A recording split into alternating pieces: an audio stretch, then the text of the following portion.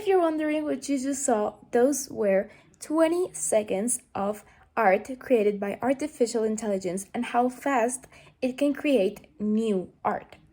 Now, in our scenario, we are going to talk about the role of art in the construction of the idea of man. Talks about how art is related to philosophy by the branches of aesthetics, metaphysics, and even anthropology, and about how it can be defined as the basis of the concept of man. What are our ideals? What do we conceive as good or bad? Which are our wishes or behaviors? And as the text keeps going, it is explained that art helps us to mark our identity, our differences, our culture, the time and space in which we live, and over everything, it helps us to reflect the most original and pure form of what the human being is and means, since art is not a science and it's relatively free. Art forms a metaphysical idea of man because it implies general expressions of what shape us and sustain us. However, nowadays, art is highly modified and altered by new technologies such as artificial intelligence, completely revolutionizing the image and the concept of man. And we should all ask ourselves how we will be seen by society in 100 or 200 years. What will be the metaphysical conceptualization of the man of the 21st century? Hello.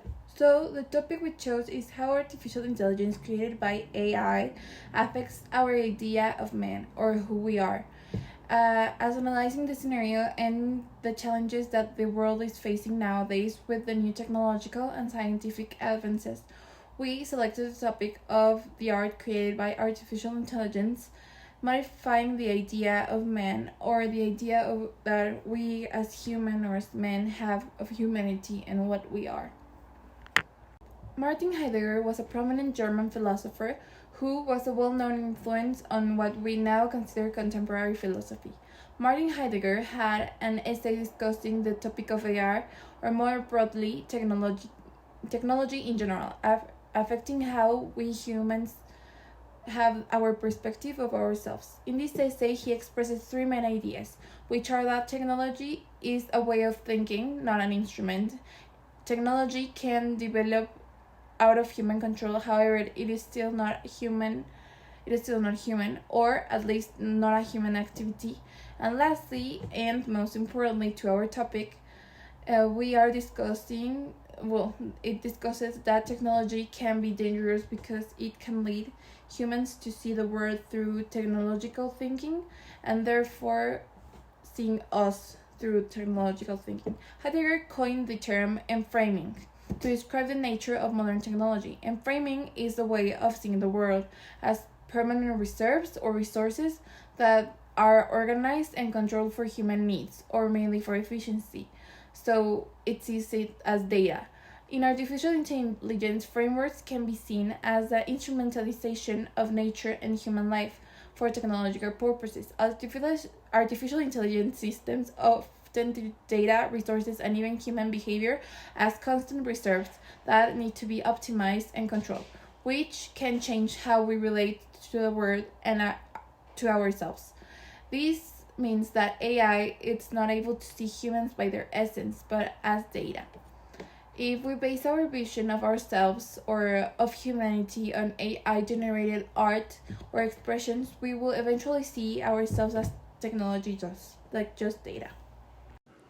Umberto Eco, the renowned Italian semiologist, novelist, and philosopher, addressed the topic of artificial intelligence and technology in contemporary art on several occasions. His perspective is characterized by his deep semiotic analysis and his understanding on interaction between culture, technology, and society. Eco not only viewed technology as a tool for artistic creation, but also as a fascinating subject in itself.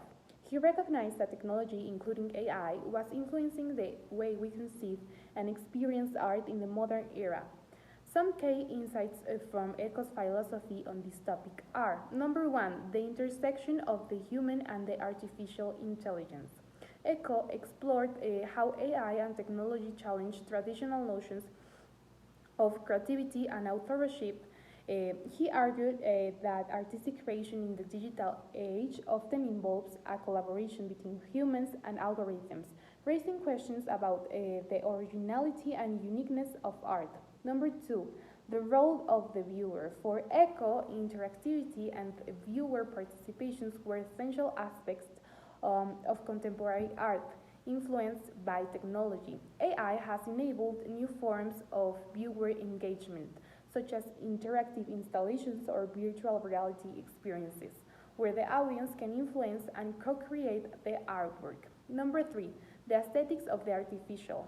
Eco explored how the aesthetics of the artificial, ranging from digital simulation to robotics, influence our aesthetic perceptions and the way we experience art. He considered digital art and computer-generated creations to be a legitimate expression of contemporary creativity. And number four, reflection on technology.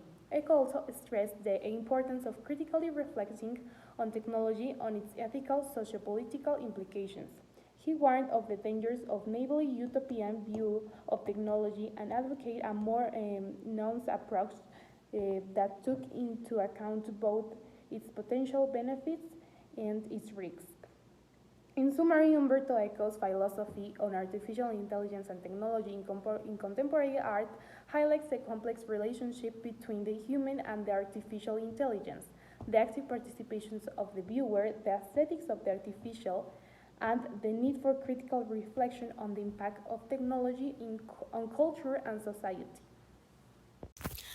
Arthur Schopenhauer believed that true art bypasses the individual's rational faculties and taps into a deeper, more universal source of knowledge and emotion.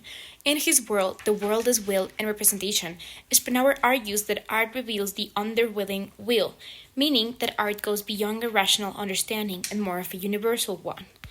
Now, regarding AI-generated art, one could interpret Spinoza's ideas in several ways. For example, on one hand, AI art challenges the notion that artistic creations are a uniquely human endeavor, meaning that the creative process is not exclusively possible for humans. AI algorithms can generate complex and aesthetically pleasing artworks with the need for human intervention in the traditional way. AI lacks consciousness and emotion, as humans understand it. But how is it that art created by AI can have also emotional depth in the creative process? Questioning if our understanding of art is true. The role of intentionality, consciousness, and emotional depth in the creative process of art with the new technological advancements in AI art invites us to reconsider what it means to create art. As Umberto Eco said, new technological data radically modify the idea of men, and it is with this new image with which they must face, at least if we want to carry out a study that allows us to define and face the historical situation. Schopenhauer also goes into the philosophy that we need to have a universal understanding of art, forming a metaphysical idea of men. With this, we can conclude that our metaphysical understanding and aesthetics of art have changed thanks to AI, letting us explore a new definition of what creative process is and how it can be achieved by AI too.